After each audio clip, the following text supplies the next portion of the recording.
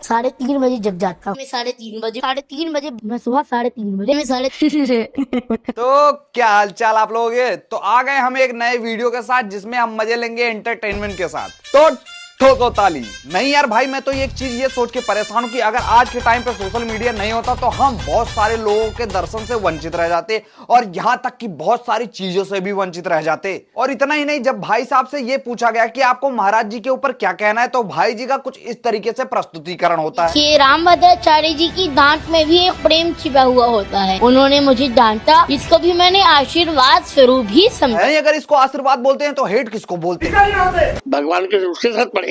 मैंने तो वृंदावन में उसको बहुत डांटा। नहीं माना बकचोदी में फंस चुके हो, लेकिन एक बकचोदी को छुपाने के लिए एक और बकचोदी कर रहे हो और वही बकचोदी लोगों को समझ में भी आ रही है। लेकिन आखिर में ऐसी बकचोदी करनी ही क्यों जो उल्टी लकड़ी अपने ही अंदर लेनी पड़ जाए। नहीं, जब बाबा के डांट को तुमने आशीर्वाद स्वरूप ले लिया तो इस भाई को थाने के चक्कर क्यों लगवा दिए। इसका भी कुछ समझ के ले लेते, सॉरी मतलब आशीर्वाद स्वरूप ही ले लेते। कि मैं चाहता नहीं था कचहरी में ये यूट्यूबर्स के खिलाफ केस करना, लेकिन मुझे करना पड़ रहा है। मैं आपको एक कहानी के माध्यम से समझाता। चुप, बिल्कुल चुप। और इतना ही नहीं, भाई ने ऐसे 7 लोगों को पटक के पेल दिया बिना किसी नोटिस के। अगर क्यों? इसलिए क्योंकि भाई के धंधे का फंडा जो है लोगों ने फेल कर दिया था, इसीलिए भाई ने बिना नोटिस दिए सबको पेल दिया। क्योंकि भाई का बना बनाया बिजनेस मॉडल शुरू होने से पहले ही खत्म हो गया। मुझे अपने रूम में भी बुलाया था और अपना आशीर्वाद भी दिया। नहीं भाई, सबसे ज्यादा दुख तो मुझे इस बात को सुनने के बाद हुआ है। नहीं भाई, जो मुझे झटका लगाया ना वो मैं आपको बता सकता हूँ और वो भी प्रूफ के साथ। तो चलिए मिलकर खोलता हूँ इनकी पोल। रही बात है कि इन्होंने कक्ष में जाकर आशीर्वाद लिया था, तो ये पूर्व में इन्होंने आशीर्वाद लिया था,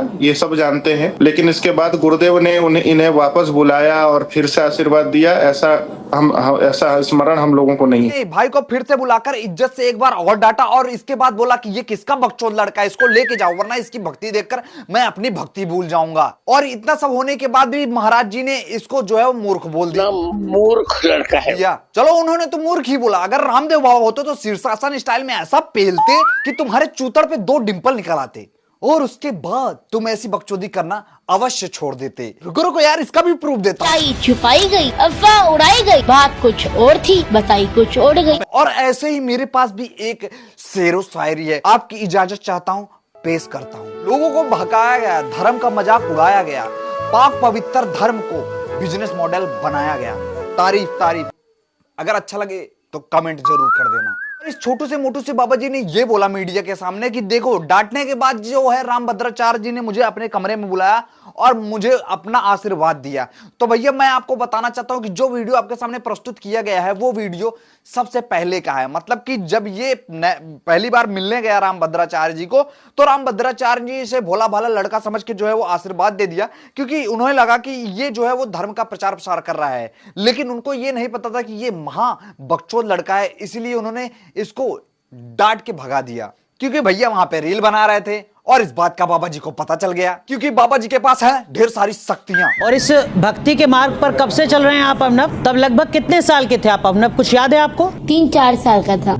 नहीं भाई, अब ये भी बता दो कि कितने साल से बकचोदी कर रहे हो? 3-4 साल का था। भाई नहीं, भाई का कहना है कि जब मैं पैदा हुआ तो मैं रो ही नहीं रहा था। डॉक्टर ने मेरे माता पिता से बोला कि आपका बच्चा रो नहीं रहा है। फिर उनकी बातों को सुन के मैं रोने लगा और भाई साहब जैसे ही मैं रोने लगा डॉक्टर साहब ने खुशी से बोल दिया कि आपके घर में बच्चा नहीं बकचोदा लड़के ने जन्म लिया है और ये एक महान कंटेंट क्रिएटर बनेगा। वो पोयम थी ना। एक पोयम सुनी थी ऑनलाइन और वो मैंने दोहरा दी। वो पोयम बहुत बड़ी है, लोगों ने इस लाइन को फोकस करके इसकी वीडियोस निकाली है। अरे तुम तो बड़े हैवी ड्राइवर। खुद नॉनवेज नहीं खाती लेकिन मेरे लिए चिकन बनाती। ये तस्वीरें दिखाकर क्या साबित करना चाहता है तू?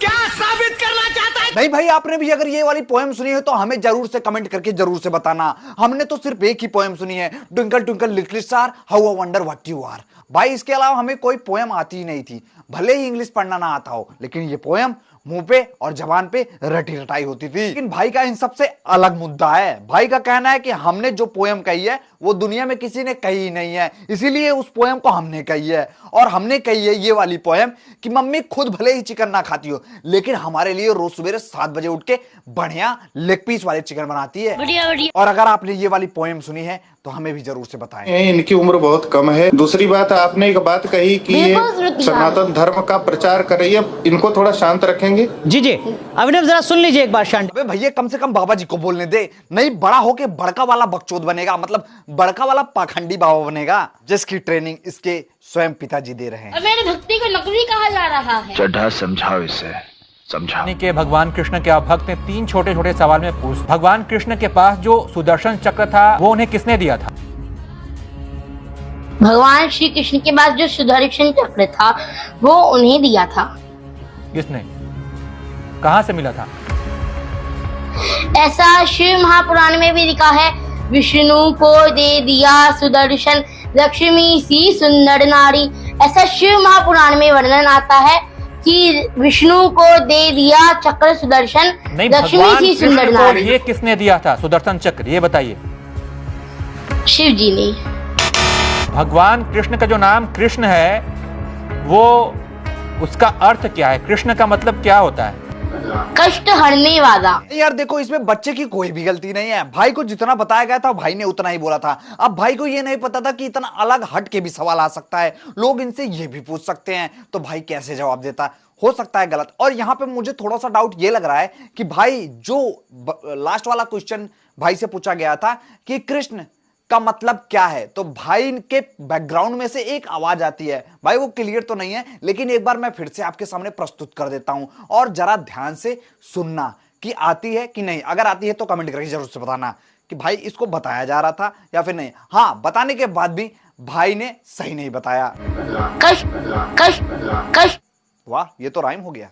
और भाई साहब को ये बिल्कुल भी अंदाजा नहीं था कि कुछ इस टाइप के भी सवाल हमारे पास आ सकते हैं। मैंने तो सोचा था कि भाई साहब जो मैनेजर साहब ने बताया है वो डेली रूटीन का ही बताया था और हर इंटरव्यू में वही पूछा जाएगा। कैसा होता? तो आप मुझे अपना स्केड्यूल बताइए। आपका जो डेली रूटीन है, आपकी जो दिनचर्या है, जो आपकी दिनचर्या है, कि आपके डेली रूटीन में क्या चलता है, और मुझे एक ही तरीके का जवाब देना है हर इंटरव्यू में कुछ इस प्रकार से। 3 बजे जग जाता हूँ मैं, 3:30 बजे, 3:30 बजे मैं, सुबह 3:30 बजे मैं 3:30। तो बस यार, आई होप आपको वीडियो पसंद आई होगी। वीडियो अगर आपको थोड़ी सी भी अच्छी लगी हो तो प्लीज वीडियो को लाइक कर देना, और हाँ, चैनल पे फर्स्ट टाइम आओ तो चैनल को सब्सक्राइब कर लेना, क्योंकि इस पे ऐसी बकचोदी भरी रोस्ट वीडियो आती रहती है जिससे आपको देखने में आनंद आएगा। तो प्लीज चैनल को सब्सक्राइब कर लो। और हाँ भाई, क्या कहूं, छोड़ो, जाने दो।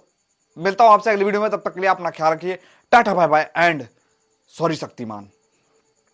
अबे भैया एक जाते जाते बोल दूं छोटा सा, देखो भैया, ये जो वीडियो हमने बनाई थी ये सिर्फ और सिर्फ मजाक के लिए बनाई थी, फनी वे में लोगों को हंसाने के लिए बनाई गई है। किसी के दिल और दिमाग को ठेस पहुंचाने के लिए बिल्कुल से भी नहीं बनाई है, तो कृपया इसे दिल पे ना ले। बस बंद करो भाई।